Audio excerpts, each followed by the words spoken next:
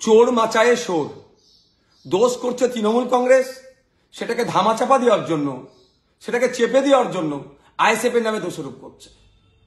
গতকাল কি ভোগালী 2 নম্বর অঞ্চলের অন্তর্গত বানিয়ারা গ্রামের সম্ভবত 177 নম্বর বুথে শওকত মোল্লা সাহেবের বাইক বাহিনী তাণ্ডব চালাচ্ছিল।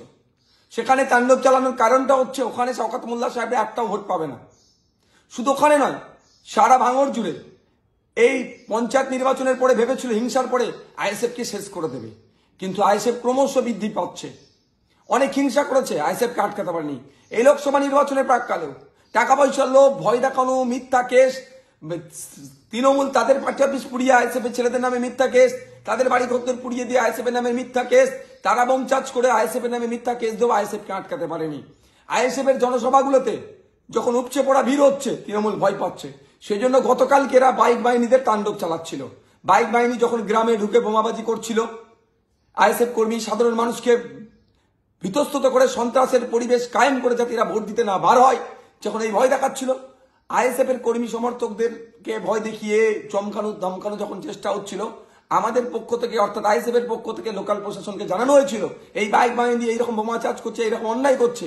কিন্তু দুঃখের বিষয়, সদর্থক ভূমিকা নেয়নি, যথাসময়ে পুলিশ এসে পৌঁছায়নি। কিন্তু পাপ কেউ ঝাড়ে না। এদের পাপ করছিল, এদের ছোড়া বোমে, এদের বোমেতে এরা আঘাতপ্রাপ্ত হয়েছে। এখন এদের যে অন্যায় করেছে এই দোষটাকে ঢাকা দেওয়ার জন্য আইএসএফ এর নামে মিথ্যাচার করছে, আইএসএফ কে দেখে দিতে চাইছে।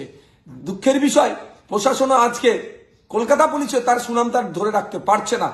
কলকাতা পুলিশও শাসকের দলদাসে পরিণত হতে চলেছে। আমাদের ছেলেদের নামে মিথ্যা মামলা দিচ্ছে, আমাদেরকে দোষারোপ করার চেষ্টা করছে। আমি অন ক্যামেরা বলছি, শওকত মোল্লা সাহেবরা জানে শুধু ভাঙন নয়, এই যাদবপুর লোকসভার কথা বলছি, শান্তিপূর্ণ নির্বাচন হলে একটা জায়গায় বুথে এরা লিড পাবে না, পরাজয় হবে। সেই জন্য পরাজয়ের ভয়ে আইএসএফ এর কর্মীদের উপরে মিথ্যা মামলা দিয়ে যারা কর্মীরা যাতে না বুথে বসতে পারে, সেই জন্য এইগুলো অন্যায়গুলো করছে আর আমাদের নামে দোষগুলো চাপিয়ে দিচ্ছে। আমাদের পুলিশ যে অ্যারেস্ট করেছে, আমাদের একজন ইলেকশন বুথের এজেন্ট হওয়ার যিনি প্রস্তুতি ছিল, তাকে পর্যন্ত অ্যারেস্ট করেছে। গতকালকে ভাঙড় 1 নম্বর বুলাকেও এক এজেন্টকেও পুলিশ রাতের অন্ধকারে দিয়ে ধরে নিয়ে এসেছে। অপরাধটা কি আমাদের? আমরা আইএসএফ করছি কেন? আমরা যদি সবাই তৃণমূল শাসক দলের নাম লিখিয়ে দিই, আমাদের থেকে ভালো ছিল আর ভাঙড়ে বা সারা পশ্চিমবাংলায় খুঁজে পাওয়া যাবে না। কিন্তু আমরা ন্যায় প্রতিষ্ঠা করতে নেমেছি। এই শাসকের হুমকি চুমকি মিথ্যা কেস পুলিশকে দিয়ে আমাদেরকে আটকে রাখতে পারবে না। আমরা লক্ষ্য অবিচল, লক্ষ্য আমাদের স্থির। তৃণমূল মুক্ত ভাঙড় করব, দুর্নীতি মুক্ত ভাঙড় করব, তৃণমূল এবং দুর্নীতি মুক্ত বাংলা করব, সেই লড়াই আমরা অবিচল আছি।